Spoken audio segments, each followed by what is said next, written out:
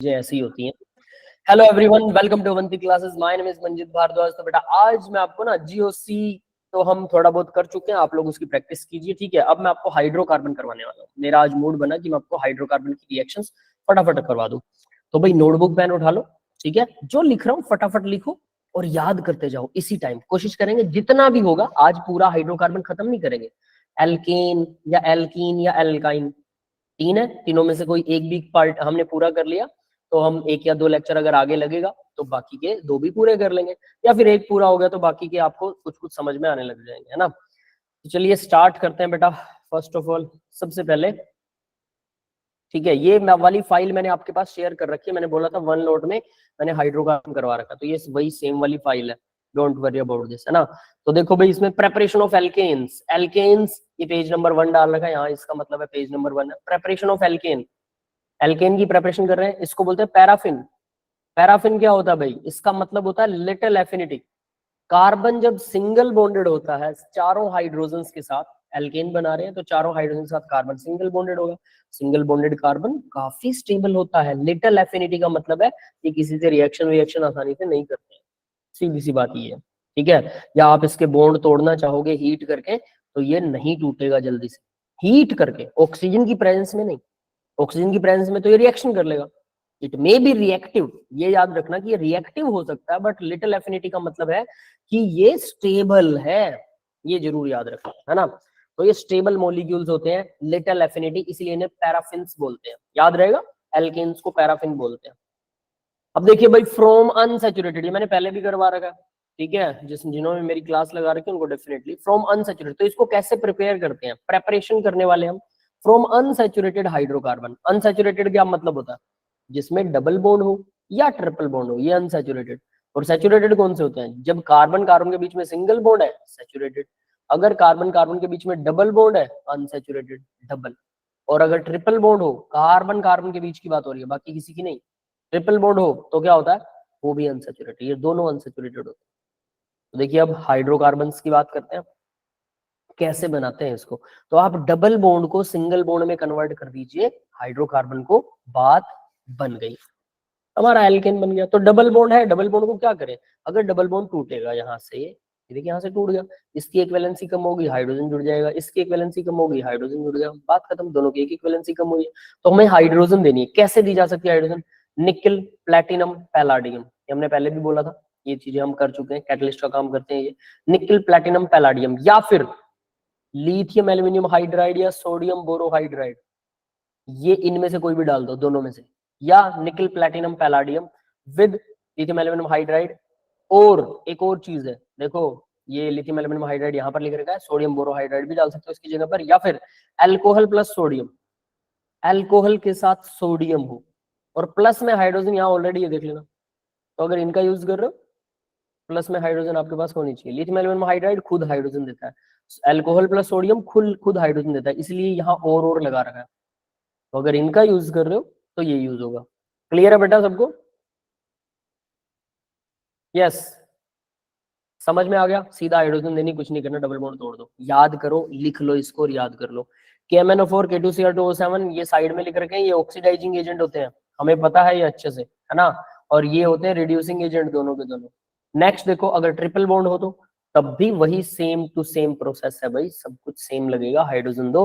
अब triple bond है तो ट्रिपल को तोड़ना है, तो सबसे पहले एक बॉन्ड टूटेगा, दो हाइड्रोजन जुड़ गई, फिर एक और बॉन्ड टूट गया, दो हाइड्रोजन और जुड़ गई, कार्बन कार्बन के बीच में सिंगल बॉन्ड बन गया और चार हाइड्रोजन जुड़ गई। तो ये यहाँ दो दूना चार, ये चार हाइड्रोजन के एटम दिखा रखे हैं। आगे बढ़ते हैं, दूसरा मेथड देखो, ग्रिग्नार्ड रिएजेंट से। क्या होता है ग्रिग्नार्ड रिएजेंट? RMgX, इसको हम कर चुके हैं, है ना।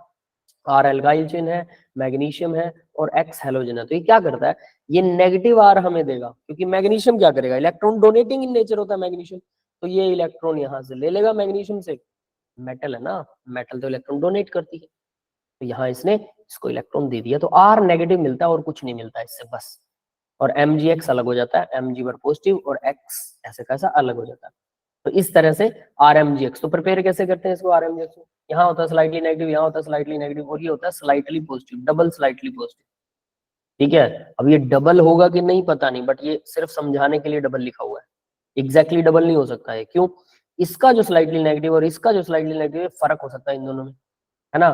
तो यहाँ पर जो स्लाइटली पॉजिटिव आएगा इसके वाला और ये स्लाइटली पॉजिटिव आएगा इसके वाला, दोनों में फर्क होगा, तो एग्जैक्टली डबल नहीं हो सकता, बट सिर्फ समझने के लिए, तो इसलिए हम इस दो को ना भी लिखे और ये स्लाइटली पॉजिटिव इन दोनों स्लाइटली नेगेटिव का सम है, ऐसा समझ लें तो ज्यादा बेटर है। अब देखो RX को, एल्काइल हैलाइड को मैग्नीशियम से सीधा रिएक्शन कराओ, मैग्नीशियम बीच में आके जुड़ जाता है, that's it, nothing special.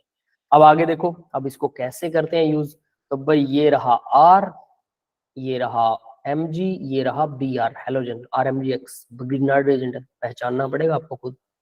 Grignard reagent को पानी से सीधा रिएक्शन करवाइए, क्या होगा, Mg के साथ तो OH चला जाएगा, यहाँ लग गया OH, और ये CH नेगेटिव था तो जो H बचा वो इसके साथ लग जाएगा, H इसके साथ, मतलब ग्रिग्नार्ड रिएजेंट में जो R होता है उसके साथ H लग जाएगा, ठीक है, और ये R नेगेटिव होता है तो H पॉजिटिव लगेगा, तो वाटर H पॉजिटिव और OH नेगेटिव दो हिस्सों में बढ़ता है, जो OH नेगेटिव था वो मैग्नीशियम पॉजिटिव के साथ चिपक जाएगा, MgOH Br बन गया, और इधर से CH3 यस बेटा, क्लियर है यहां तक सबको।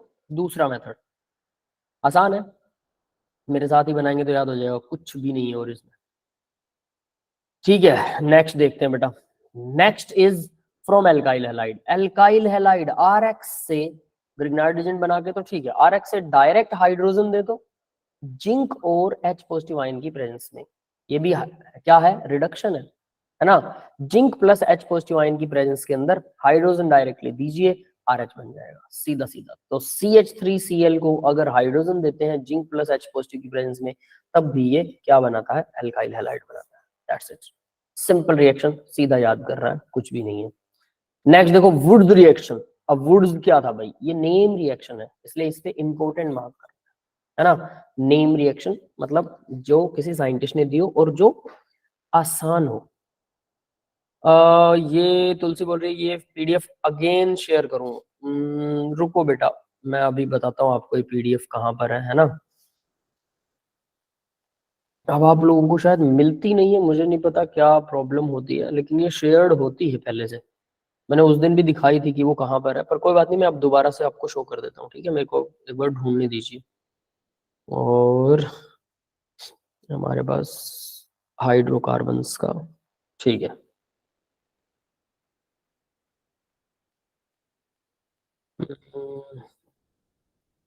हाइड्रोकार्बन वाले लेसन में ही है बेटा, बिल्कुल, इन ए वन लोट आपको हाइड्रोकार्बन के अंदर 10-12 लेक्चर्स मिलेंगे, उसमें हाइड्रोकार्बन इन वन लोट के नाम से मैंने शेयर कर रखी है, मैं दोबारा से आपको दिखा देता हूँ, स्क्रीन शेयर करके दोबारा से दिखाता हूँ, ठीक है, जस्ट वेट ए मोमेंट।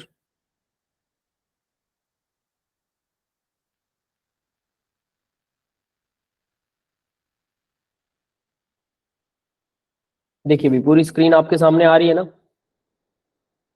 सबको स्क्रीन शेयर हो रही है, कंप्लीट स्क्रीन, है ना, ठीक है। तो इसमें जब आप बिटली लिंक को ओपन करेंगे, बिटली लिंक ओपन होगा, chemistry study material by Manjeet sir, है ना, तो इसमें 11th नीचे देखिए, 11th है, आपको कर्सर दिखाई दे रहा होगा, ये रहा 11th, नीचे लिखा हुआ है लेफ्ट साइड में नीचे 11th पर क्लिक रखना, वैसे ओपन वो 11th वाला ही होता है, 12th वाला भी हो सकता है, बट तो आप 11th पर क्लिक करेंगे तो नीचे जाइए, नीचे जाने पर आपको क्या मिलेगा, हाइड्रोकार्बन वाला, ये देखो हाइड्रोकार्बन जिसको मैंने सेलेक्ट किया, हाइड्रोकार्बन, है ना, रो नंबर 101 से 112 के बीच में हाइड्रोकार्बन, हाइड्रोकार्बन के नोट्स को जब आप क्लिक करेंगे, नोट्स, यहां से आपको हाइड्रोकार्बन के नोट्स का एक वो मिलेगा, आप इसको ओपन कीजिए हाइड्रोकार्बन के नोट्स को, और इसको ओपन करते ही आपके पास यहां मिलेगा सबसे नीचे हाइड्रोकार्बन, कहाँ गया वो, नीचे से ऊपर चला गया क्या, हाइड्रोकार्बन इन वन लोट, ठीक है, ये रहा सबसे नीचे, हाइड्रोकार्बन इन वन लोट, ये रही PDF। तो इस PDF को, ये आपको शो भी हो रही होगी, तो इस PDF को जब आप ओपन करेंगे तो सेम फाइल खुलने वाली है। यस, क्लियर है बेटा सबको, समझ गए ना, तुलसी बेटा, ठीक है, ओके। अब मैं दूसरे वाली फाइल आपके साथ शेयर करता हूँ, तो फाइल ऑलरेडी शेयर्ड है, आसान आसान तरीके से इसमें सिंपल सिंपल करके दे रखा है, ये हैंड रिटन नोट्स है एक्चुअल में मेरे, ठीक है, जब मैंने पहली बार 2009 में पढ़ाया था शायद, है ना, तो 2009 से, है ना, 2009 में मैंने बनाए थे बच्चों के लिए, एक्चुअल में उस टाइम पर बच्चों को शॉर्ट नोट्स चाहिए थे, हालांकि मैंने ये पूरा करवा दिया था, लेकिन कुछ बच्चों का रह गया था, वो लेट वेट थे, पता नहीं क्या रीजन था, तो मैंने उनको शॉर्ट करके बनाए थे, है ना। तो ये शॉर्ट नोट्स हैं, डायरेक्ट रिवीजन के लिए अच्छे हैं, डिटेल में तो आपको करने चाहिए, बट अगर टाइम नहीं है तो फिर ये सबसे अच्छी चीज है, डायरेक्ट ये याद कर लो। तो वुड्स रिएक्शन इंपॉर्टेंट मार्क्ड है इसके ऊपर। तो वुड्स रिएक्शन में देखो क्या, अभी R X alkyl halide use होता है plus sodium plus R X, तो 2 आर एक्स यूज होंगे और ये दोनों आर आपस में जुड़ जाएंगे, बस कुछ भी नहीं करना, आर आर आपस में जुड़ गए। तो अगर आप ध्यान दो, वुड्स रिएक्शन से पहले जो हम कर रहे थे उसमें तो आर के साथ एच लग रहा था, है ना, आर के साथ सीधा एच लग रहा था। जब ग्रिग्नार्ड रिएजेंट के साथ रिएक्शन करवाई तब क्या था, आर एम जी एक्स, है ना, आर एम जी, और यहाँ पर भी देखो एल्काइल हैलाइड है, इसके साथ सीधा एच लग रहा है, तो ये जिंक के साथ रिडक्शन करवाते हैं सीधा एच लगता है। तो लेकिन वुड्स रिएक्शन में क्या होता है, सोडियम के साथ रिएक्शन होती है और दोनों आर आपस में जुड़ जाते हैं, 2 कार्बन की चेनें आपस में जुड़ जाती है, याद रख लेना, ठीक है। तो ये वुड्स रिएक्शन है। फिर उसके बाद में आता है कोरी हाउस रिएक्शन। कोरी हाउस रिएक्शन जो ना थोड़ी सी समवट टिपिकल लगेगी आपको, हो सकता है, क्योंकि ये सीधी नहीं है ये, ठीक है, it is not straight line reaction, ये सीधी तो नहीं है। तो भाई इसको क्या करें फिर, याद होती है तो ठीक है, वरना पहली टर्म और लास्ट टर्म याद कर लो, बात ही खत्म, ठीक है। तो वो कैसे याद कर सकते हैं, वो भी मैं बता दूंगा। देखो आर एक्स यूज किया, क्योंकि ये बहुत ज्यादा इंपॉर्टेंट भी नहीं है, Corey House reaction is not so much importance, आपके बोर्ड एग्जाम के हिसाब से इंपॉर्टेंट नहीं है, आईआईटी के हिसाब से तो है ना, ये जरूर ध्यान रखना। तो ये भी नेमिंग रिएक्शन है, इसलिए इंपॉर्टेंट मार्क है। आर एक्स के साथ लिथियम की रिएक्शन करवाई ड्राई ईथर की प्रेजेंस में, लिथियम मेटल है, आर एल आई बन गया, जैसे आर एम जी बनता है और फिर उसके साथ एक्स लगा होता है, क्योंकि मैग्नीशियम की वैलेंसी 2 होती है, तो यहाँ पर आर के साथ एल आई बन जाएगा, एल आई। याद रखना मेटल जुड़ा है तो ये नेगेटिव बनेगा, आर पर नेगेटिव चार्ज ही आएगा, हालांकि एल आई का बॉन्ड थोड़ा सा कोवेलेंट होता है, आयनिक नहीं होता, है ना, तो इस पे नेगेटिव आएगा, स्लाइटली नेगेटिव, इसमें स्लाइटली पॉजिटिव, ये बन गया हमारा आर एल आई। ये वाली रिएक्शन या ना भी याद रखो, कोई चक्कर नहीं है, सीधा ये याद रखना है यहाँ से आर एल आई, क्योंकि आर एल आई को बनाने के लिए आर एक्स और एल आई लिथियम की ही रिएक्शन करवानी पड़ती है, ये आप सोच सकते हो। ग्रिग्नार्ड रिएजेंट बनाया था तो वहां से बस लिथियम वाली रिएक्शन जोड़ दो, यानी आर के साथ मेटल, और आर के साथ मेटल मतलब एल आई, अगर एल आई जोड़ रहे हो तो ये आपका कोरी हाउस रिएक्शन का बेस बन गया।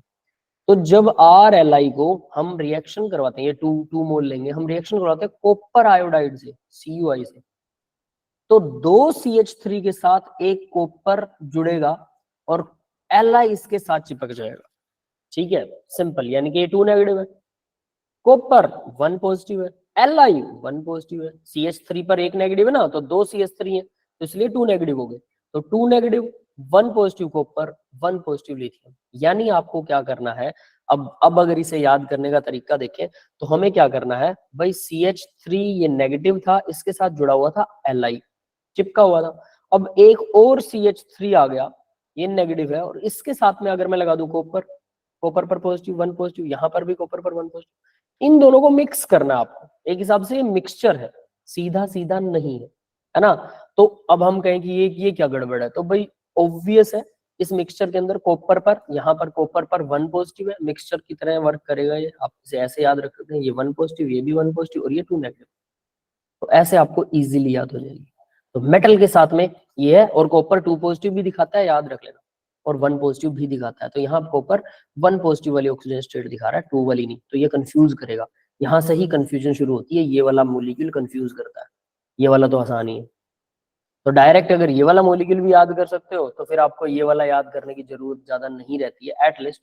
इसके बाद देखो, अब ये है काम का मॉलिक्यूल, बस यहीं तक मुश्किल था इसमें, R2, तो ये बनेगा R2CuLi, आप इसे ऐसे याद रख सकते हो रेफरेंस के लिए, R2CuLi। तो ये जो R2CuLi है, ये रिएक्शन करता है एल्काइल हैलाइड के साथ, एल्काइल हैलाइड RX, हेलोजन जुड़ा हुआ है ब्रोमीन कार्बन की चेन के साथ, एल्काइल हैलाइड हो गया। ये एल्काइल हैलाइड ड्राई ईथर की प्रेजेंस में, एल्काइल हैलाइड और इसकी रिएक्शन ड्राई ईथर के अंदर ही हो रही है, वाटर नहीं यूज करेंगे, याद रखना, वरना ये रिएक्शन कर लेगा वाटर से। तो क्या होगा, ड्राई ईथर के साथ जब इसकी रिएक्शन करवाएंगे तो हमारे पास क्या आने वाला है, ये तो था ही था, है ना, ये तो R से मिल गया हमें 2 कार्बन की, और एक CH3 नेगेटिव हमारे पास यहां से आ जाएगा, ठीक है, प्लस दूसरा CH3 नेगेटिव जो था वो कॉपर के साथ ही रह जाएगा, तो कॉपर पर यहाँ पर 1 पॉजिटिव है अभी भी, और ये CH3 नेगेटिव पर नेगेटिव है, और LiBr अलग हो जाएगा, LiBr Li के साथ में ये Br चला जाएगा, दैट्स इट। तो लास्ट रिएक्शन आप ये वाली याद कर सकते हो, बस ये वाली, तो आपको मुश्किल नहीं लगी, वरना फर्स्ट स्टेप सेकंड स्टेप याद करने में थोड़ा सा गड़बड़ होती है। Clear to everyone? समझ में आ गया बेटा सबको? लिख लीजिए, मैंने इतना टाइम लगा के बोल के बताया है तो डेफिनेटली ये याद हो जाती है फिर इतना बोलते बोलते, है ना? ठीक है, तो याद ही हो जाएगी, लिख लेंगे तो बहुत बढ़िया। फिर भी अगर मुश्किल लगे तो बोर्ड एग्जाम के हिसाब से इस रिएक्शन को तो लीव किया जा सकता है, कोई दिक्कत नहीं है। नेक्स्ट रिएक्शन देखिए, छठा मेथड अब, from carboxylic acid. Carboxylic acid से इसे कैसे बनाते हैं? देखिए, डी कार्बोजाइलेशन। डी कार्बोजाइलेशन का मतलब रिमूव करना है carboxylation, carbon dioxide, removal of carbon dioxide from organic compound. Organic compound होगा, उसमें से कार्बन डाइऑक्साइड को रिमूव कर देंगे, है ना? तो उसी को बोलते हैं डी कार्बोजाइलेशन, और ये कार्बोक्सिलिक एसिड से है। तो देखो, ये कार्बोक्सिलिक एसिड हमने ले लिया, RCOOH, सोडियम के साथ NaOH के साथ रिएक्शन करवाते हैं, तो Na क्या करेगा, H ये एसिड है, ये बेस है, तो ये Na इसके साथ चला जाएगा और वाटर बना देगा, ये OH और ये वाला H। एसिड बेस रिएक्शन है, this is acid, this is base, acid base reaction, salt plus water बनता है ना? साल्ट प्लस वाटर बन रहा है, कुछ भी नहीं है। फिर भी ये रिएक्शन नहीं करनी, कोई फर्क नहीं पड़ता, इस रिएक्शन को डिनाई कर सकते हो, याद रख लेना। मेन रिएक्शन कौन सी है? मेन रिएक्शन नीचे दी हुई है। होता क्या, देखो नोट्स लिखे हैं, शॉर्टकट में नोट्स हैं, लेकिन याद रखना इसमें भी काफी सारी चीजें स्टेप में खाना नहीं चाहता था कि डायरेक्ट मत बताओ, तो इसलिए मैंने एक दो स्टेप एक्स्ट्रा लिखे हैं रिएक्शंस में। आप डायरेक्ट भी याद कर सकते हो, जो मुश्किल लगे डायरेक्ट याद कर लो। RCOONA, इसकी बजाय आप RCOH भी ले सकते हो, यहाँ H ले सकते हो, कोई दिक्कत नहीं, क्योंकि NaOH तो है ही, ये इसको वापस क्या करेगा, बेस से इसको H मिल जाएगा वाटर से, कोई दिक्कत वाली, ये H छोड़ देगा, Na यहाँ से इसके साथ चिपक जाएगा, कोई दिक्कत वाली बात नहीं। मतलब यहाँ आप H भी रख सकते हो, इसकी जरूरत नहीं है। फिर NaOH पहले डाल रखा था, उस रिएक्शन को भूल जाओ, बात खत्म, क्योंकि वो तो एक प्री स्टेप बता रखा है, प्री रिएक्शन। मेन रिएक्शन ये है, तो मेन को याद करो, प्लस CaO, इन दोनों के मिक्सचर को, NaOH और CaO को बोलते हैं सोडा लाइम।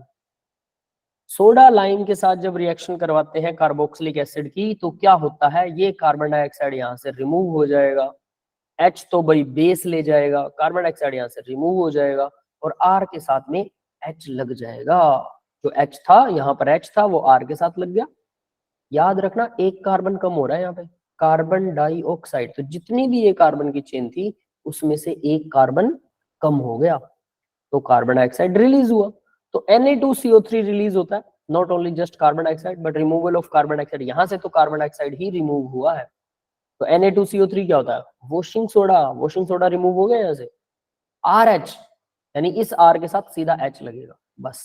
याद रखना, वुड्स रिएक्शन में दो R आपस में जुड़ते हैं, वुड्स रिएक्शन में, बाकी सब में R के साथ तो H ही लगता है, और ये CO, यहाँ तो पूरा एक कार्बन कम हो रहा है। तो देखो, वन कार्बन इसमें क्या हो रहा है भाई, one carbon less than the parent carbon chain.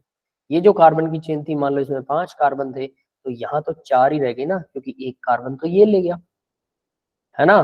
तो इस तरह से एक कार्बन लेस होता है, तो ये इंपॉर्टेंट रिएक्शन है। क्यों? जब आप बहुत सारे क्वेश्चन लगाएंगे ऑर्गेनिक के, तो उसमें कई बार आएगा कि कार्बन की चेन कम करनी है आपको, वो देगा आपको 6 कार्बन की चेन और बोलेगा हमें तो 5 कार्बन की चेन वाला एल्केन बना के दो। तो अब 6 कार्बन की चेन को पहले ऑक्सीडेशन करवाइए, कार्बोक्सिलिक एसिड बनाइए, फिर उसका NaOH और CaO से रिएक्शन करवा दीजिए, कार्बन डाइऑक्साइड बाहर निकल जाएगी, 5 कार्बन की जगह, या 6 कार्बन की चेन थी तो 5 की रह जाएगी, 5 की थी तो 4 की रह जाएगी, ऐसे करके, है ना? सोचना पड़ेगा कि क्या करना है, इसीलिए उसकी प्रैक्टिस, क्वेश्चंस की प्रैक्टिस ज्यादा से ज्यादा लगाइए।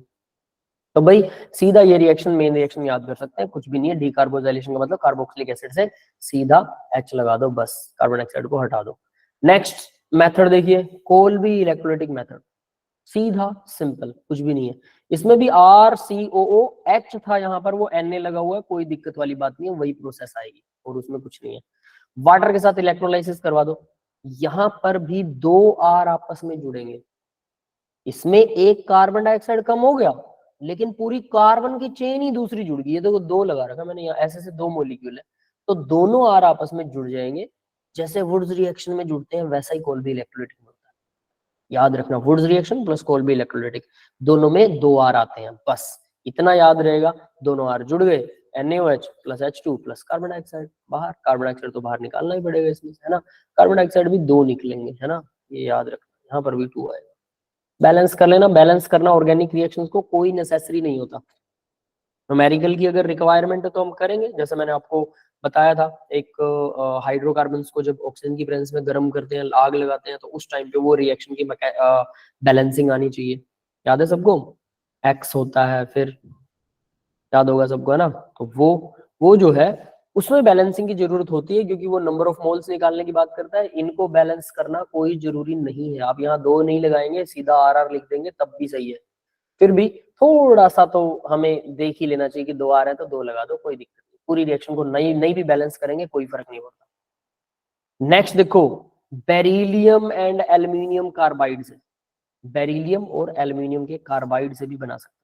ये रिएक्शन तो मैंने डिटेल में बताई थी, याद है? एल्यूमिनियम का कैल्शियम कार्बाइड के लिए भी बताया था। याद है कि ये किया था किसी ने लेक्चर? कैल्शियम कार्बाइड क्या होता है, CaC2 बनाता है, CaC2 होता है, फिर उससे एसिटाइलिन गैस निकलती है। एसिटाइलिन गैस वेल्डिंग में काम आती है। ये लेक्चर लगाया था क्या किसी ने? अभी रिसेंटली ही किया था हमने, है ना, थोड़े दिन पहले ही जब हम कर रहे थे। तो ये वही रिएक्शन है। तो बेरिलियम कार्बाइड का फॉर्मूला Be2C होता है। अकेला कार्बन लगा हुआ 2 बेरिलियम्स के साथ में, और 4 वाटर डालेंगे तो CH4, सीधा मीथेन बना दो, कुछ दिक्कत नहीं है। सीधा मीथेन, ये मीथेन ही बनाता है अकेला, बात ही खत्म। और बेरिलियम पर 2 पॉजिटिव होता है, तो OH जो है वो 2 लगेंगे बेरिलियम के साथ, है ना? वाटर का H तो इसके साथ लग गया, ठीक है। 4 H इसके साथ लग गए, तो 2 बेरिलियम थे, तो यानी 2 OH लगेंगे, बाकी के बचे हुए OH जो वो यहाँ लग जाएंगे। सीधी बात, बैलेंस कर लेना, कोई दिक्कत। एल्यूमिनियम कार्बाइड का फॉर्मूला Al4C3, याद रखना पड़ेगा भाई फॉर्मूला। थोड़ा सा एक्सपेंड करने की कोशिश करोगे तो याद हो भी जाएगा। कार्बन की वैलेंसी 4 होती है और एल्यूमिनियम की 3 होती है, क्रॉस मल्टीप्लाई कर दो, इसकी हो गई 4, इसकी हो गई 3, है ना? यहाँ पर कार्बन की वैलेंसी 4 होती है और बेरिलियम की वैलेंसी 2 होती है, तो क्या इसको क्रॉस मल्टीप्लाई? ये क्रॉस मल्टीप्लाई से नहीं बनेगा, इसका अंदर अलग सिस्टम है, इसका भी अंदर अलग सिस्टम है, क्योंकि इसमें कार्बन कार्बन में बॉन्ड होता है, ठीक है, कैल्शियम कार्बाइड वाला। ये C वाली रिएक्शन मान लो इसमें। तो देखो, अब क्या था, इसको भी वाटर के साथ रिएक्शन करवाते हैं, सीधा CH4, दोनों से CH4 मीथेन बनेगा, अकेला मीथेन, कोई क्वेश्चन ही नहीं है, बात ही खत्म, सिर्फ मीथेन बनने वाला है। अब कैल्शियम कार्बाइड CaC2, अगर इसको रिएक्शन करवाते हैं, इसका फॉर्मूला ऐसा होता है, कार्बन कार्बन में ट्रिपल बॉन्ड, कैल्शियम की वैलेंसी 2 पॉजिटिव, 1 नेगेटिव 1 नेगेटिव यहाँ पर होता है। तो इसमें क्या होता है भाई, जब CaC2 को वाटर के साथ रिएक्शन करवाते हैं तो एसिटाइलिन गैस, 2 कार्बन वाला, मीथेन नहीं बनेगा, एसिटाइलिन गैस बनती है, 2 कार्बन की चेन वाली acetylene gas, this is acetylene gas, ठीक है। और इस गैस को जब आप ऑक्सीजन की प्रेजेंस में गर्म करते हैं तो 3000 डिग्री प्रेशराइज ऑक्सीजन के साथ गर्म करेंगे, तो मतलब हीट करेंगे और आग लगाएंगे, बर्निंग करेंगे, 3000 डिग्री सेल्सियस का टेम्परेचर निकलता है। लोहे का टेम्परेचर होता है 1500-1600 के बीच, 1538 डिग्री सेल्सियस, और इसका होता है 3000 डिग्री सेल्सियस। तो ये लोहे को काट सकती है, बिल्कुल पिघला सकती है। इतनी मोटी शीट हो ना लोहे की, 1-1.5 इंच की, उसको भी ये काट देती है। तो बत्ती वाला मैंने आपको पहले भी बताया था लास्ट लेक्चर में, है ना? तो ये वही है। प्लस CaCO2 ट्वाइस बनेगा, कैल्शियम हाइड्रोक्साइड बनेगा, दैट्स इट। तो ये वेल्डिंग में काम आती है, वेल्डिंग गैस भी बोलते हैं इसको। अब आगे देखिए भाई, तो हमारा एल्केन कंप्लीट हो गया, प्रेपरेशन ऑफ एल्केन तो हमने कर लिया, प्रिपेयर कर ली, इतने ही मेथड थे, 7-8 रिएक्शन याद करो, रिएक्शन ऑफ एल्केन्स हो गया। फिर प्रेपरेशन ऑफ एल्केन, फिर 7-8 रिएक्शन याद करोगे, एल्केन की क्या हो जाएगा, केमिकल रिएक्शंस हो जाएंगी। अभी भी हम ये भी कर लेंगे। एल्केन कंप्लीट हो गया, इसी तरह से एल्कीन, इसी तरह से एल्काइन, 3 दिन में हाइड्रोकार्बन खत्म, मोटा मोटा खत्म हो जाएगा, लगभग 80% खत्म। फिर उसकी प्रैक्टिस कर लो ढंग से, एनसीईआरटी क्वेश्चन लगा लो, 1-2 रिएक्शन अलग मिलेंगे, आ जाएगा। यस व्योम बेटा बोलिए। सर एल्केन एल्कीन एल्काइन सिर्फ इनकी रिएक्शन से 80% हो जाएगा सर? यस, 3 ही है बेटा, उसके बाद में एरोमेटिक है, वो एरोमेटिक भी मैंने नीचे दे रखी है, सब इतनी है, ज्यादा नहीं है। इसमें जितने पेज है वो 80% पूरा कर देगा इस PDF में, ठीक है? तो मैंने शेयर कर रखी है ऑलरेडी। हाइड्रोकार्बन में जाइए आप, ठीक है, हाइड्रोकार्बन के नोट्स निकालेंगे तो हाइड्रोकार्बन इन 1 लोट, अभी मैंने शेयर भी की थी स्क्रीन तब दिखाया था, तो 1 लोट में हाइड्रोकार्बन वाली PDF आपको मिल जाएगी। हाइड्रोकार्बन इन 1 लोट, एक में सारा हाइड्रोकार्बन है, इसलिए बोल रहा हूँ 80% हो जाएगा, सारी फिंगर टिप्स होनी चाहिए रिएक्शंस। फिर अगर आप DPP निकाल लेते हैं तो समझ लो आपने DPP कर ली, तो समझ लो आपने IIT लेवल को टच कर लिया, बात खत्म। NCERT कर लो और भी बढ़िया, लेकिन इतने से नॉलेज हो जाएगी कि हाँ हाइड्रोकार्बन क्या चीज होती है, फिर किसी रिएक्शन को देखकर आपको समझ आ जाएगी वो, इतना जरूर हो जाएगा। अगर सिर्फ इतना भी कर लेते तो कम से कम इसको यूं लगा लो कि अगर कोई पेपर में बोलेगा कि भाई इसमें ये डाल दे, हो जाएगी रिएक्शन, तो समझ आ जाएगा कि वो कह क्या रहा है, यूं समझ सकते हो, है ना। वरना कई बार क्या कहते हैं कि बच्चा बोल रहा है CH4 लिख ले यार, CH4, और वो C फिर H लिखेगा, फिर FOUR लिखेगा, CHFOUR, उसे पता ही नहीं कि लिखना क्या है, उसे मीथेन का फॉर्मूला भी नहीं पता होता, CHFOUR, ये लो, ये है मीथेन उसका, दिख रहा है सबको मीथेन, बढ़िया है ना। ऐसे मीथेन बनाते हैं बच्चे, तब समझ में आता है कि यार इनको कुछ नहीं आता। तो कम से कम ये करने के बाद आपको समझ रहेगी कि कोई बोल क्या रहा है, टीचर बोल क्या रहा है। मतलब अगर मैं 12th में आपको पढ़ाता हूँ तो मैं आपको जो बोलूंगा आपको समझ आएगा कि हाँ हाँ इसका फॉर्मूला ये होता है, एल्काइल हैलाइड ये होता है, हमने कर रखा है, हमने देखा हुआ है, पढ़ रखा, भले ही याद ना हो बाद में, 12th तक याद नहीं रहेगा शायद, पर थोड़ा सा रिवाइज करते ही याद आ जाएगा। बिल्कुल साफ से तो बहुत अच्छा है कि कम से कम इतना कर लो, ठीक है। और ये 80% को सच में कवर करेगा, बोर्ड लेवल तो 80% कवर कर देगा। आगे देखो भी रिएक्शन ऑफ एल्कीन्स है, तो एल्केन्स की रिएक्शंस एक लेक्चर में अगर ये पूरा कर सकते हैं हम एल्केन, तो दूसरे लेक्चर में एल्कीन, तीसरे लेक्चर में एल्काइंस, तीनों पूरे हो जाएंगे, 3 लेक्चर खत्म। तो देखिए एल्केन्स में हैलोजिनेशन, अब हमारे पास एल्केन है CH4 कार्बन की चेन है, उसमें हैलोजन जोड़ना है, उल्टा करना है, पहले हमने हैलोजन को हटाया था, है ना, अब उसकी रिवर्स रिएक्शन, लेकिन रिवर्स का मतलब नहीं आप रिवर्स लिख दो, नहीं। तो ये देखो ये क्या होता है भाई, CH4 को क्लोरीन के साथ रिएक्शन करवाओ, H इंटू न्यू, मतलब ये सनलाइट है, याद रख लेना। किसी ने दूसरा लेसन पढ़ रखा है, E equal H into new होता है फोटोन की एनर्जी, याद है, सेकेंड लेसन। तो ये वो सेकेंड लेसन ही है ना, एटॉमिक स्ट्रक्चर वाला। तो जब आप सनलाइट देते हैं तो देखो आराम से क्लोरीन जुड़ जाती है, CH3 के साथ सीधा क्लोरीन। लेकिन अगर आप उसके पास सनलाइट नहीं है, कमाल देखना यहाँ पर, सनलाइट में तो आप लोग खड़े हो सकते हैं धूप में, आसानी से खड़े हो सकते हैं, बट क्या आप 520 से 670 केल्विन टेम्परेचर में खड़े हो सकते हैं? 670 केल्विन टेम्परेचर कितना होता है, 273 घटा दो इसमें से, 70 घटाए 200 घटाए, लगभग 400 डिग्री सेल्सियस में आप खड़े हो सकते हैं? नहीं हो सकते। No sir. लेकिन अगर आप इसको हीट देते हो, H इंटू न्यू, लाइट दे रहे हो ना, लाइट में ये रिएक्शन अपने आप हो जाती है। अगर आप लाइट नहीं दे रहे तो आपको हीट इतना करना पड़ेगा, लगभग 400 डिग्री सेल्सियस के आसपास आपको इसे गर्म करना पड़ेगा, तब ये रिएक्शन होगी। मतलब लाइट ऐसा क्या जादू करती है, वो कैटलिस्ट का काम करती है एक हिसाब से, समझ रहे हो। तो डिफरेंस समझ में आया कि कोई रिएक्शन हाई टेम्परेचर पर होती है, लेकिन कैटलिस्ट डाल दो तो बहुत लो टेम्परेचर पर भी हो जाती है, तो ये एक तरह से कैटलिस्ट का काम कर रही है सनलाइट। तो यहाँ H इंटू न्यू डाल दो या फिर काफी सारा हीट। अब ये टेम्परेचर याद करने की जरूरत नहीं, आप यहाँ पे ट्रायंगल बना सकते हो, हीट, हीट मतलब काफी गर्म करेंगे, याद कर लो बहुत अच्छा है, नहीं याद होता कोई फर्क नहीं पड़ता, ठीक है, क्योंकि हीट बना देना, बस गर्म करो या H इंटू न्यू दे दो, तो क्लोरीन जुड़ गया भाई। अब क्या आपको लगता है बस एक ही क्लोरीन जुड़ेगा? इसके पास तो हाइड्रोजन, चारों हाइड्रोजन रिप्लेस हो सकते हैं। फिर से यही सेम टू सेम प्रोसेस, लेकिन इसके साथ, प्रोडक्ट के साथ होगी। अब एक क्लोरीन जुड़ चुका है, एक और हाइड्रोजन हटा दो, 2 क्लोरीन जुड़ गए, फिर से सेम टू सेम प्रोडक्ट, वही प्रोडक्ट लिया, 2 क्लोरीन जुड़े हुए, क्लोरीन के साथ रिएक्शन करवाई, फिर से 3 क्लोरीन जुड़ गए, और ये HCl बाहर निकलता जाएगा, एसिड भी बनेगा इसमें। और ये 3 क्लोरीन जुड़ा हुआ HCHCl3 क्या होता है? क्लोरोफॉर्म, पता होगा, क्लोरोफॉर्म का नाम तो सुना होगा सबने, यही होता है वो क्लोरोफॉर्म, CHCl3, है ना। वो फिल्मों में दिखाते हैं, वो रुमाल घुमाते हैं और बेहोश हो जाता है, ऐसा कुछ होता नहीं है क्लोरोफॉर्म से, बहुत इरिटेटिंग होता है, कम से कम 5 से 10 मिनट तक सुंघा के रखो तब जाके बंदा बेहोश होता है, और इतनी देर तक आप उसे सहन नहीं कर पाएंगे, इतना इरिटेशन होता है इससे।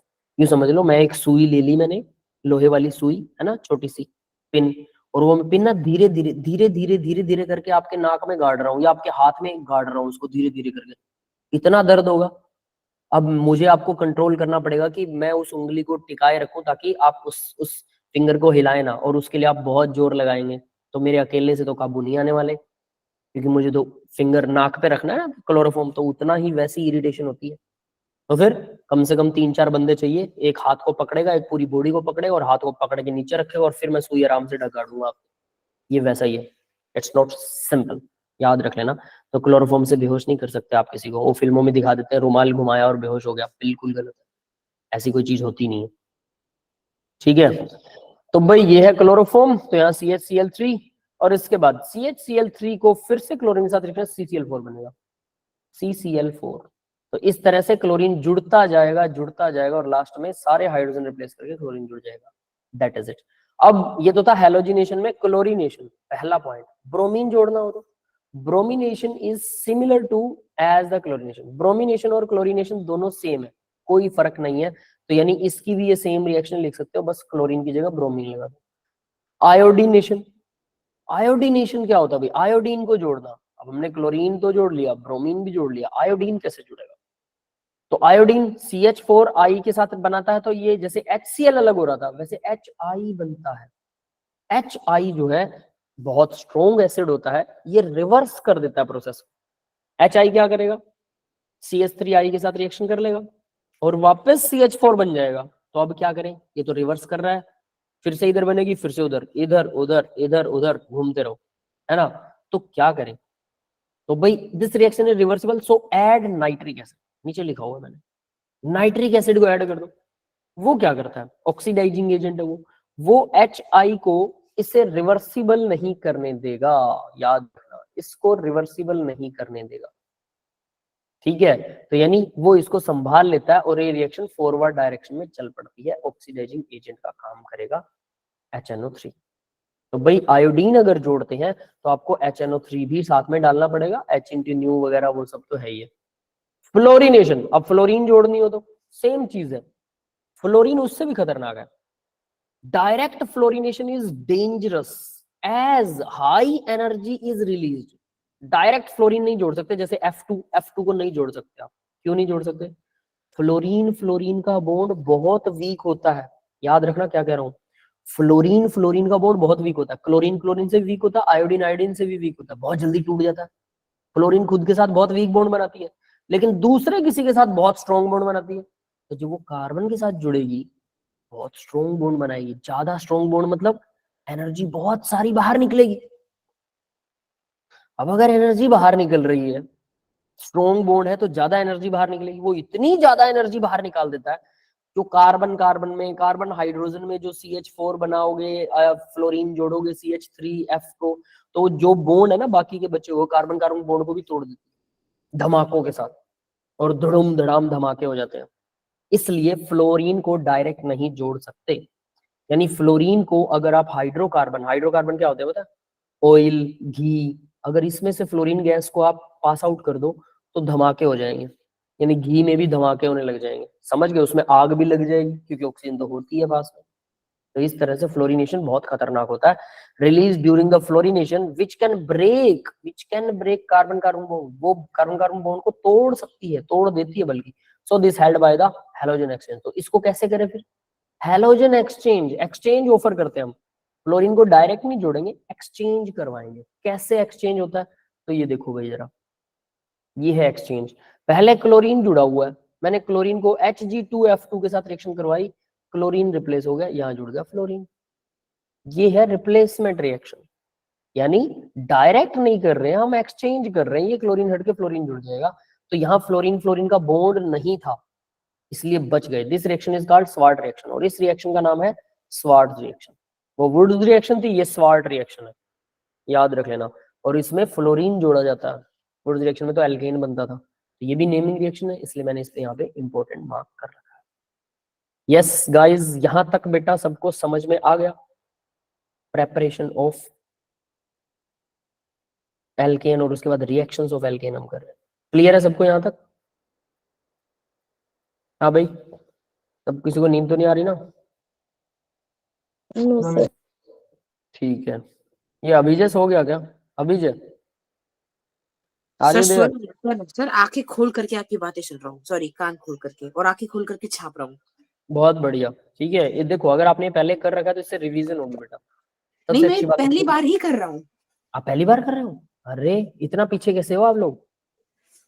अरे मैं बताता हूँ, जब आपने एक सब कराना शुरू किया ना, मेरा वहां जाना शुरू हो गया। तो ऑर्गेनिक उसको कह सकते हैं, और उन्होंने वहां IUPAC पर भी नहीं करवाई और आपने यहाँ पर भी नहीं करवाई। नहीं, तो यहाँ IUPAC में तो मैं फ्लेक्स मार सकता था क्लास में, क्योंकि आता था। ठीक है, कोई बात नहीं। सर कोई बात नहीं सर, अब कल मैं पहले तो नहीं कराई थी, लास्ट रिएक्शन मैंने पहले नहीं करवाई थी भाई। ये स्वाट रिएक्शन करवाई थी यार, मेरे हिसाब से तो ये भी आई थी, स्वाट रिएक्शन, एक्सचेंज रिएक्शन। नहीं आई तो मुझे ध्यान नहीं है, क्योंकि वो आप अपनी उसमें देखिए नोट्स में दोबारा से। और आपको अगर ऐसा लगता है कोई चक्कर नहीं है, इसको यहाँ याद कर लो यार, एक आधी रिएक्शन अगर वो ऊपर नीचे हो जाती है तो दैट्स नॉट द मैटर। कई बार हमारा दिमाग ही हमें अलग तरीके से लिखी हो तो हमें लगता है कि ये शायद हमने पहले नहीं पढ़ी, बट डोंट वरी, यहाँ याद कर लो, सबसे अच्छी बात है। एक्सचेंज से होती है ये। नेक्स्ट देखो भाई मैकेनिज्म, अब हम इसका मैकेनिज्म भी सीखेंगे क्लोरीनेशन का। जो ये क्लोरीनेशन फ्लोरीनेशन, फ्लोरीन को तो स्वाट रिएक्शन से जोड़ते हैं, सीधा तो जोड़ नहीं सकते, आयोडीन में HNO3 डाल देते हैं, है ना। तो अब हम इसका मैकेनिज्म भी सीखने वाले हैं कि भाई इसका मैकेनिज्म क्या होता है। तो सबसे पहले देखो H/Nu की प्रेजेंस में क्लोरीन का बॉन्ड टूट जाता है, क्लोरीन क्लोरीन अलग हो जाते हैं, क्लोरीन का फ्री रेडिकल बनता है, फ्री रेडिकल, है ना। यानी कोई पॉजिटिव चार्ज नहीं, कोई नेगेटिव चार्ज नहीं है, एक वैलेंसी खाली है, एक इलेक्ट्रॉन खाली पड़ा है, ये बॉन्ड बनाना चाहता है किसी से। H/Nu में ऐसा होता है। फिर इसके बाद प्रोपेगेशन, तो भाई इनिशिएशन का मतलब हमने स्टार्ट किया, स्टार्ट कहां से हुआ, यहाँ से। प्रोपेगेशन का मतलब अब प्रोसेस चलेगी, तो प्रोपेगेशन में चलना होता है, इसका मतलब ए, पहला स्टेप क्या कहता है, ए मतलब पहला स्टेप। तो सबसे पहले देखो क्या हो रहा है, क्लोरीन का जो फ्री रेडिकल था वो H के फ्री रेडिकल को ले जाएगा। देखो यहाँ हाफ हेड वाला एरो है, हाफ हेड का ध्यान से देख लेना, half headed arrow. Full headed arrow मतलब दोनों तरफ से ऐसे, हाफ हेडेड एरो का मतलब है ये हाफ हेड लगा दिया हमने, आधा, क्योंकि फ्री रेडिकल एक ही इलेक्ट्रॉन चाहता है, दोनों नहीं इकट्ठा करेगा, तो इसका एक इलेक्ट्रॉन हाइड्रोजन अपना इलेक्ट्रॉन ले जाएगा, कार्बन का इलेक्ट्रॉन कार्बन के पास रह जाएगा, हाइड्रोजन का हाइड्रोजन के पास चला जाएगा। तो हाइड्रोजन और Cl के बीच में बन गया बॉन्ड, दोनों के पास एक एक इलेक्ट्रॉन था। देखिए हाइड्रोजन का फ्री रेडिकल और क्लोरीन का फ्री रेडिकल दोनों जुड़ गए, इनमें बन गया बॉन्ड, ये बन गया HCl, कंप्लीट मॉलिक्यूल। अब कार्बन का एक इलेक्ट्रॉन फ्री रह जाएगा, तो यहाँ पर हमारे पास कार्बन का फ्री रेडिकल बनेगा। ये हमने किया था कार्बोकैटायन, कार्बेनायन और फ्री रेडिकल, तो ये फ्री रेडिकल कार्बन का बन गया, CH3 का फ्री रेडिकल। तो यानी क्लोरीन क्या करता है, सबसे पहले तो फ्री रेडिकल बनाता है खुद का, फिर H को ले जाके HCl रिप्लेस कर देता है। अब जो दूसरा क्लोरीन का एटम था, यहाँ पर एक और भी तो था ना फ्री रेडिकल, वो दूसरा फ्री रेडिकल इसके साथ रिएक्शन करेगा, यहाँ डायरेक्ट जुड़ जाएगा। या फिर क्या होता है, या कुछ और भी हो सकता है, वो क्या है, देखो CH3 का फ्री रेडिकल, अब हमने रिएक्शन शुरू की थी H/Nu से, कैटलिस्ट का काम कर रहा है। अब CH3 का फ्री रेडिकल क्लोरीन के बॉन्ड को तोड़ेगा और एक क्लोरीन को अपने साथ ले जाएगा और एक फ्री रेडिकल नया बना देगा। और फिर क्या होगा, ये नया फ्री रेडिकल फिर से सेम वही प्रोसेस करेगा, यहाँ से H ले जाएगा, HCl रिप्लेस हो जाएगा और फिर से CH3 का फ्री रेडिकल बनेगा और ये रेडिकल फिर से नए क्लोरीन के मॉलिक्यूल को तोड़ेगा और ऐसा ये प्रोसेस चलती रहेगी चलती रहेगी चलती रहेगी चलती रहेगी। कब तक चलती रहेगी, याद रखना, CH3 क्लोरीन को तोड़ रहा है, बस सीधा जोड़ रहा है, ये रिएक्शन है कि याद कर लो, याद करने का तरीका। और CH3 का फ्री रेडिकल कहां से आया, वो क्लोरीन के फ्री रेडिकल ने बनाया। दूसरी रिएक्शन याद कर लो, क्लोरीन के फ्री रेडिकल ने बनाया। और तीसरी रिएक्शन, क्लोरीन का फ्री रेडिकल कैसे बना, वो H/Nu से बना। बस तीनों याद हो गए, मैकेनिज्म खत्म। एरो ध्यान से लगाना, बस एरो ही याद करना, इसमें और कुछ नहीं, अगर मैकेनिज्म याद है तो।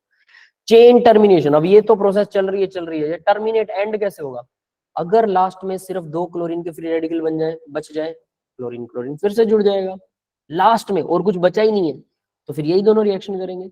या फिर क्या हो सकता है, दोनों मिथाइल ग्रुप के फ्री रेडिकल भी बच सकते हैं, ये दोनों जुड़कर 2 मिथाइल चेन आपस में जुड़ जाएंगी, कार्बोनेशन बड़ी हो जाएगी। या फिर क्या हो सकता है, एक क्लोरीन और एक मिथाइल हो, एल्काइल एलाइड बना रहे हैं, वही बन जाएगा हमारा जो हम बना रहे थे, बात ही खत्म। तो ये तीनों प्रोसेस हो सकती हैं चेन टर्मिनेशन में, जो बच गया ना, बचा खुचा कचरा आपस में जुड़ जाएगा। तो जितनी पॉसिबिलिटीज है सही, ठीक है। नहीं है ये रिएक्शन, कोई बात नहीं बेटा, उसको याद कर लेना, नो वरी, ठीक है। इट मे बी वो रह गई हो, बट मुझे लगता है होनी तो चाहिए थी। हो सकता है जहां से नोट्स मैंने वो किए थे वहां पर ना हो, है ना। एक आधी रिएक्शन हल्की फुल्की मिस होती रहती है। आप एनसीईआरटी के, इसलिए एनसीईआरटी के क्वेश्चन लगाने बहुत जरूरी है। और फिर उसके बाद डीपीपी करेंगे तो कुछ एक आधी रिएक्शन एक्स्ट्रा मिल जाएगी, ठीक है। सारी रिएक्शंस को हर साल नहीं आती, तो वो क्वेश्चन से ही कवर होती है, याद रखना, ठीक है। तो चलिए भाई अब आगे बढ़ते हैं। नेक्स्ट देखो सब्स्टिट्यूशन रिएक्शन, तो ये हो गया हमारा एक मैकेनिज्म, इसको फ्री रेडिकल मैकेनिज्म बोलते हैं, समझ लो, आपको मैकेनिज्म आ गया एक, फ्री रेडिकल मैकेनिज्म। अब दूसरा देखो बेटा, सब्स्टिट्यूशन रिएक्शंस। सब्स्टिट्यूशन रिएक्शन होगी। अब ये कौन सी रिएक्शंस है, सब्स्टिट्यूशन रिएक्शंस के अंदर पहले हमने किया एडिशन किया था, डायरेक्टली हम ऐड कर रहे थे उसको, ठीक है, नहीं सॉरी सब्स्टिट्यूट ही कर रहे थे, वहां पे भी क्लोरीन जोड़ रहे थे। अब यहाँ देखो भाई, इसमें नाइट्रेशन, नाइट्रेशन का मतलब है NO2 जोड़ना, बस और कुछ नहीं है। कैसे जोड़े, CH4 को HNO3 के साथ रिएक्शन करा दो, फ्यूमिंग, फ्यूमिंग मतलब कंसंट्रेटेड, ठीक है। फ्यूमिंग HNO3 का मतलब होता है कंसंट्रेटेड, काफी कंसंट्रेटेड है, इसमें पानी बहुत कम है ना। सभी एसिड्स पानी के साथ मिलकर ही एसिडिटी दिखाते हैं। तो HNO3 को CH4 से डायरेक्टली रिएक्शन करवाओगे, CH3 एक H चला जाएगा प्लस NO2 जुड़ जाएगा। NO2 जुड़ गया तो HNO3 में क्या बचा, NO2 को निकाल दो बाहर, बचा OH। OH और CH4 का एक H क्या बना देंगे, पानी। ये एक H और इसमें से एक OH बच जाएगा, एक OH, ये दोनों जुड़कर पानी बनाएंगे। और फिर इसमें बचा क्या, फिर बाकी NO2 बच गया, NO2 यहाँ ध्यान से देखना। तो यानी आपको जब नाइट्रेशन करने का मतलब है NO2 जोड़ना, बात ही खत्म है। HNO3 से रिएक्शन कराओ, NO2 जुड़ जाएगा, सिंपल रिएक्शन। अब ये भी बड़ी खतरनाक होती है, it can break carbon carbon bond, ये भी तोड़ सकती है। तो ये एक कार्बन की चेन है तो क्या तोड़ेगी, कुछ नहीं। हाइड्रोजन का बॉन्ड तो स्ट्रॉन्गर होता है कार्बन कार्बन बॉन्ड से। लेकिन अगर एक से ज्यादा कार्बन की चेन है, 2 कार्बन की चेन, तो HNO3 के साथ रिएक्शन करवाते हैं, तो देखो दोनों कार्बन की चेन के साथ H हट गया और NO2 जुड़ गया, ये हो सकता है। 80% प्रोडक्ट तो यही मिलेगा, एक ही H हटेगा। लेकिन 20% प्रोडक्ट में क्या होगा, ये वाला बॉन्ड टूट जाएगा, दोनों CH3 के साथ में NO2 जुड़ जाएगा। 20% प्रोडक्ट ये होगा, 80% में सिर्फ H टूटेगा यहां से CH2 और फिर सीधा NO2 जुड़ जाएगा। 20% और 80%। यस, क्लियर है बेटा सबको, यहां तक समझ में आ गया। HNO3 को जब जोड़ते हैं तो ये 2 प्रोसेसेस होती है, ठीक है, यहां तक क्लियर है सबको, ठीक है भाई। अब नेक्स्ट देखते हैं, सब्स्टिट्यूशन रिएक्शन में नेक्स्ट आता है सल्फोनेशन। पहले हमने किया था क्लोरीनेशन, या हम बोल रहे थे हेलोजिनेशन। हेलोजिनेशन के बाद हमने नाइट्रेशन किया, बी पार्ट, पहले का बी पार्ट। हेलोजिनेशन हमारा पहले था जिसमें हमने ये क्लोरीन वगैरह जोड़े थे, फिर बी पार्ट किया नाइट्रेशन, सी पार्ट कर रहे हैं सल्फोनेशन। तो सल्फोनेशन में H2SO4 जोड़ेंगे, बस कुछ नहीं करेंगे। HSO3 H2SO4 में से क्या करें, H और एक ऑक्सीजन हटा दो, OH जोड़ दो, किसके साथ, इसका जो H है इसके साथ। H2SO4 में से OH हटाने के बाद HSO3 बचता है, तो HSO3 जोड़ दो CH3 के साथ, बस हो गया सल्फोनेशन।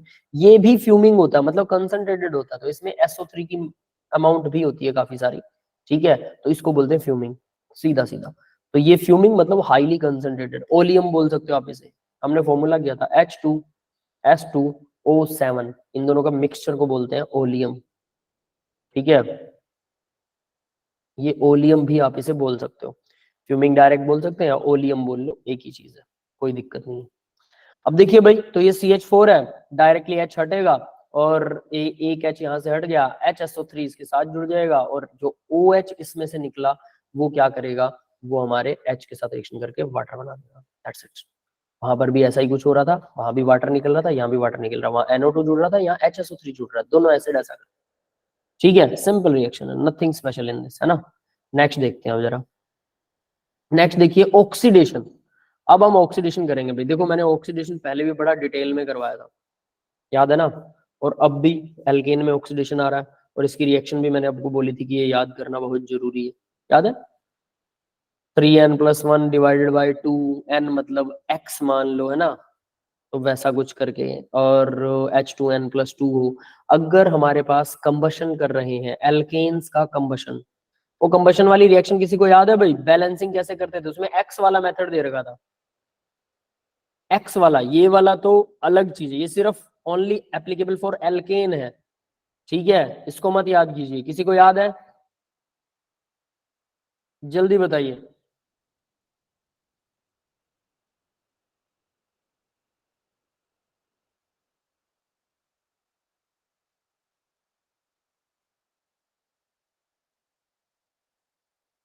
याद है क्या,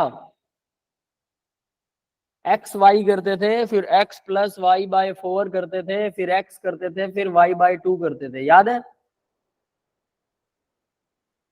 नहीं याद, किसी को याद नहीं है,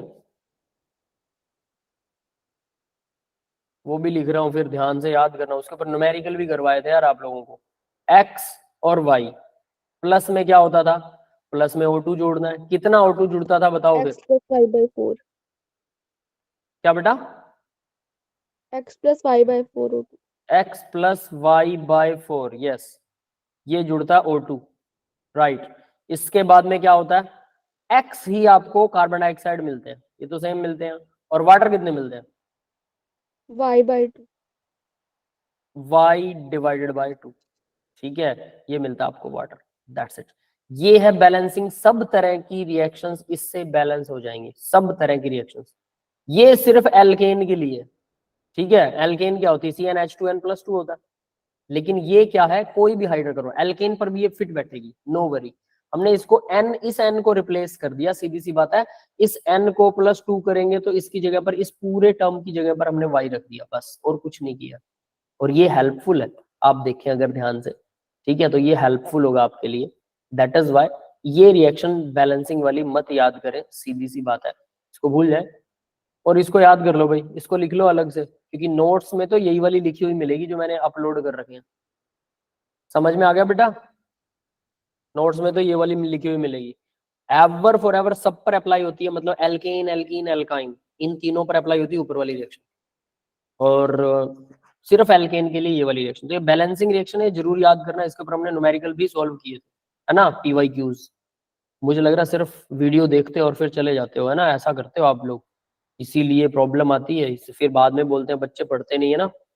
मैंने बोलता हूँ हमेशा लिख कर पढ़ा करो, 4 से 4.5 घंटे लिख कर, 1.5 घंटा एक सब्जेक्ट को दिया करो, लिख कर उसके क्वेश्चन आंसर DPP सॉल्व किया करो, वरना कम से कम एक काम कर लो, नोट्स सारे याद कर लो जो आपको दिए गए हैं, प्लस NCERT के क्वेश्चन आंसर सॉल्व कर लो, वो भी हैंड रिटन, 3 बार कम से कम। इतनी प्रैक्टिस भी कर लेते हो ना, आप स्टैंड आउट होने के लायक हो जाते हो 12th क्लास में, और अच्छा खासा आप IIT की तैयारी बाद में करना चाहो तो बहुत आसानी से कर सकते हो। कुछ बच्चे ड्रॉप करते हैं ना, 12th कर ली, हमें तो सिर्फ 12th करनी है, ऐसी सोच वाले भी बहुत सारे होते हैं, तो 12th के बाद याद आता है यार काश मैं कोचिंग ले लेता। तो अगर 12th तक NCERT के सारे क्वेश्चन 3-3 बार सारे करे हुए हैं और सारा लेसन अच्छे से याद है, और आप लोगों को याद नहीं है तो बहुत बुरी बात है ना, एक रिएक्शन याद नहीं जिसके ऊपर हमने न्यूमेरिकल सोल्व कर लिए यार। तो अगर आपको वो सारा लेसन याद है और सारे NCERT आपने 3 बार कर रखे हैं, तो आप मेंस के क्वेश्चन बहुत आसानी से सॉल्व कर सकते हो, बहुत ही आसानी से, बहुत ही आसानी से, मतलब आपका IIT का मूड बन जाए तो मेंस तो हो जाएगा। एडवांस के लिए फिर आपको खुद थोड़ा एडवांस लेवल वाले क्वेश्चन सॉल्व करने पड़ेंगे, फिर क्वेश्चन ही बचते हैं और कुछ बचता नहीं। ठीक है बेटा, तो कंबशन का मतलब ऑक्सीजन के साथ रिएक्शन करना, आग लगना, ये रही ऑक्सीजन के साथ रिएक्शन, कैटालिटिक ऑक्सीडेशन।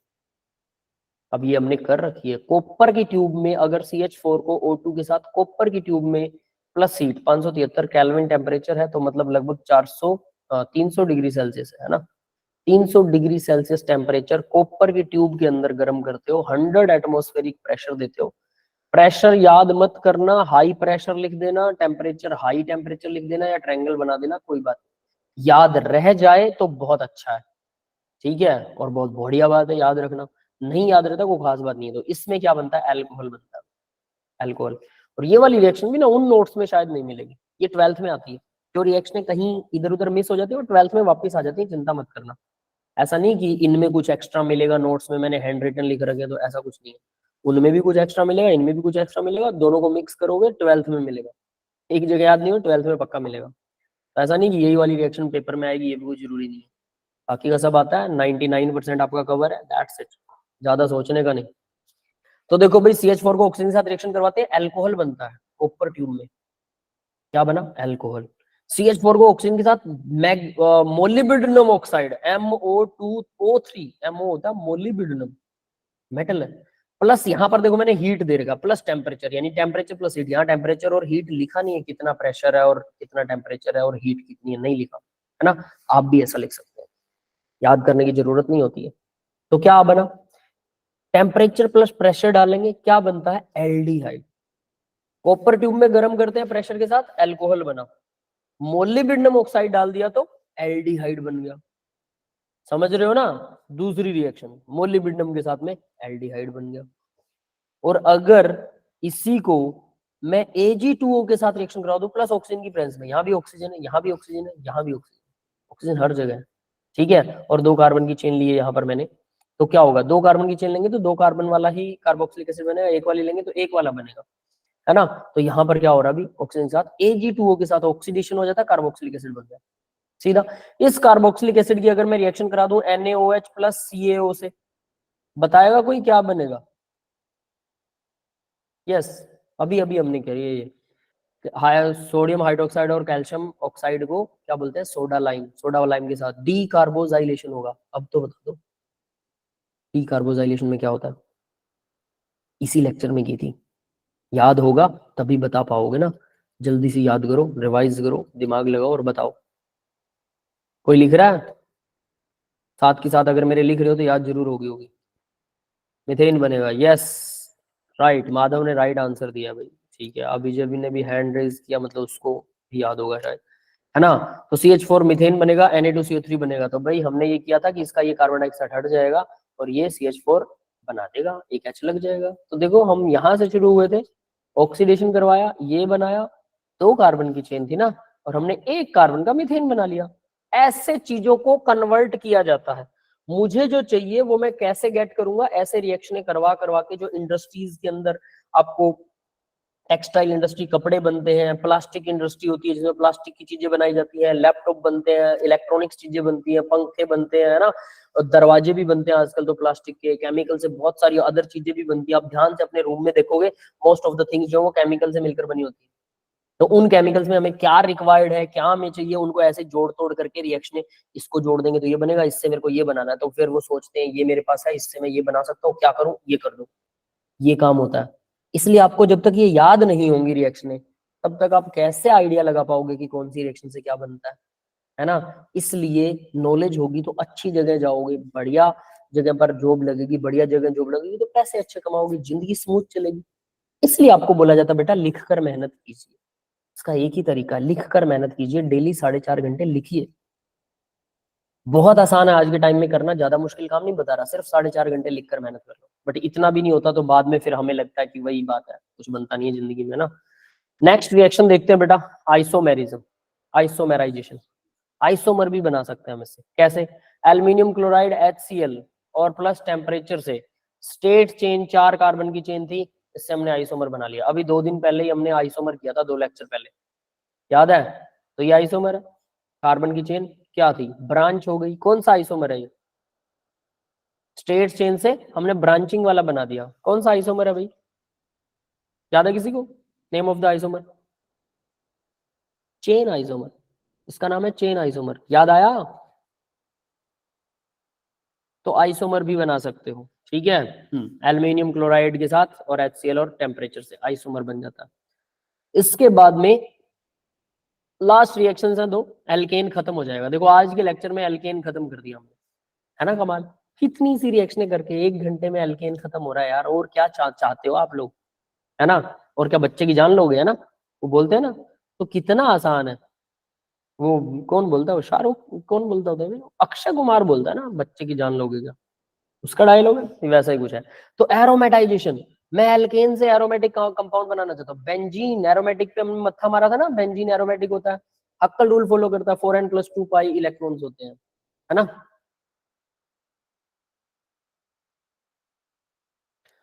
माधव बोल रहा है मेरे लिए बहुत रिएक्शन है। बेटा अगर इन सभी रिएक्शंस को आज आप 1.5 घंटा लिख लिख कर दोबारा से याद कर लेते हो, पहली बार देखो और लिखो और याद करने की कोशिश करो, दूसरी बार 5-5 रिएक्शन याद करके फिर से लिखो, तीसरी बार 10-10 रिएक्शन करके लिखो, समझ गए?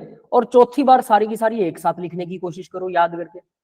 1.5 घंटे से ज्यादा टाइम नहीं लगेगा, और ये आपके लिए बहुत सारी आपको लग रहा है, बट 1.5 घंटे में सारी हो जाएंगी, सिर्फ 1.5 घंटा। 1 घंटे का काम है, 1.5 घंटा आप लगाइए, लिख कर करेंगे, याद है।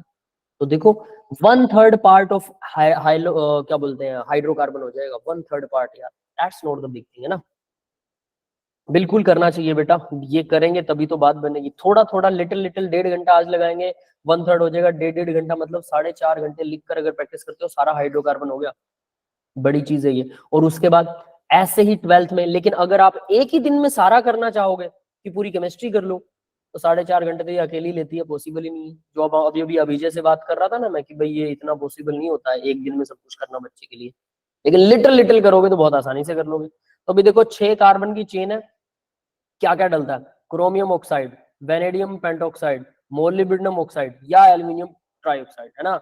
इन सब ऑक्साइड्स को एज ए कैटलिस्ट यूज करते हैं, और टेम्परेचर 773 केल्विन होता है, 500 डिग्री सेल्सियस, सीधी सी बात है, 500 डिग्री सेल्सियस टेम्परेचर होता है, प्लस 10 या 20 एटमॉस्फेरिक प्रेशर होता है। जब ये सब कुछ यूज करते हो तो क्या बनता है, बेंजीन बन जाता है स्ट्रेट चेन से, 6 कार्बन की चेन से सीधा बेंजीन बन गया। वेरी इजी रिएक्शन, ठीक है, बिल्कुल आसान सी, एक बार लिखोगे याद हो जाएगा, कुछ भी नहीं है। ये याद करना शायद मुश्किल लगे, इससे ये बनाना तो बिल्कुल ही आसान है। 6 कार्बन की चेन है, यहाँ भी 6 कार्बन की चेन है, बस बात खत्म, है ना। प्लस 3 हाइड्रोजन, 6 हाइड्रोजन यहाँ से गायब हो जाएंगे, ये भी याद रख लेना। 6 होते हैं, जितने होते हैं काउंट कर लेना, but by product is not important, बात ही खत्म। Pyrolysis, cracking. पायरोलाइसिस का मतलब होता है क्रैक करना बेटा, इस चीज को तोड़ना। तो मेरे पास 6 कार्बन की चेन है, वही ऊपर वाला एल्केन है, 6 कार्बन की चेन है ना। हाइड्रोजन 14 होंगे, उतना ही टेम्परेचर है 773 केल्विन, मतलब 500 डिग्री सेल्सियस। सेम उसी रिएक्शन का मटेरियल लिया मैंने, लेकिन प्रेशर कर दिया कम, और कैटलिस्ट कोई लगाया नहीं। ये ना लगाऊं तो ये चेन ना कभी यहाँ से टूटेगी, कभी यहाँ से टूटेगी, कभी यहाँ से टूटेगी। जरूरी नहीं कि सारे CH3 बन जाएंगे, नहीं, लेकिन ये कहीं से भी टूट सकते हो। तो यहाँ से टूटे, हो सकता है यहाँ से टूट जाए, हो सकता है यहाँ से टूट जाए, तो हर तरह के बाई प्रोडक्ट मिलेंगे। तो यहाँ देखो क्या बन रहा है, 6 कार्बन की चेन है, सिर्फ 2 हाइड्रोजन कम हो गए, मतलब डबल बॉन्ड बन गया प्लस हाइड्रोजन। इसमें तो सिर्फ डबल बॉन्ड बन रहा है, इसमें क्या हो रहा है, 6 कार्बन से 4 कार्बन की चेन ये रही, और 2 वाली अलग, 4 और 2 की अलग होगी। 4 और 2 वाली अलग हो सकती है, बिल्कुल हो सकती है। 6 कार्बन की चेन की जगह 3 की, 2 की और 1 कार्बन की चेन, ऐसे भी बन सकता है। तो इसका ये भी बन सकता है, इसका ये भी बन सकता है, और इसका सिर्फ डबल बॉन्ड बन जाए, ये भी बन सकता है। एक से ही ये तीनों बन सकते हैं, दैट्स इट। यस बेटा, क्लियर है सबको, समझ में आया? सिर्फ लिख कर देखना है। अभी मेरे साथ लिख रहे होगे, ध्यान दिया होगा, और उसके बाद घर पे अगर 1 घंटा भी प्रैक्टिस कर लेना, तो ये सारी रिएक्शन याद हो जाएंगी। इससे ज्यादा मैं नहीं करवाऊंगा। इसके बाद में देखो यहाँ तक हो गया, इसके बाद नेक्स्ट टॉपिक देखो, आप खुद देख लो, प्रेपरेशन ऑफ एल्कीन। एल्कीन आ गया भाई, नाम है ओलिफिन्स, ऑयल फॉर्मिंग। मतलब हमने एक चैप्टर कंप्लीट कर लिया एल्केन वाला, सिर्फ इतनी रिएक्शनों से 1 घंटे में, है ना। इनको याद करना कोई बड़ी बात नहीं है। अगर मेरे साथ साथ याद किया होगा तो उसके बाद घर बैठकर एक बार लिख लेंगे, समझ लेना याद हो गई सारी, है ना। तो 1-1.5 घंटा तो लगाना पड़ेगा। That's it for the today's lecture बेटा। आज के लेक्चर में इतना था। किसी को डाउट है तो डाउट बताइए अब जरा मेरे को। नेक्स्ट लेक्चर हम इसी का एल्कीन का लगा देंगे, और फिर एल्काइन का लगा देंगे, अगर टाइम लगा और आपके सच में लेक्चर्स बचे तो, है ना। किसी को डाउट है तो डाउट बताइए, मैं रिकॉर्डिंग ऑफ कर रहा हूँ, ठीक है।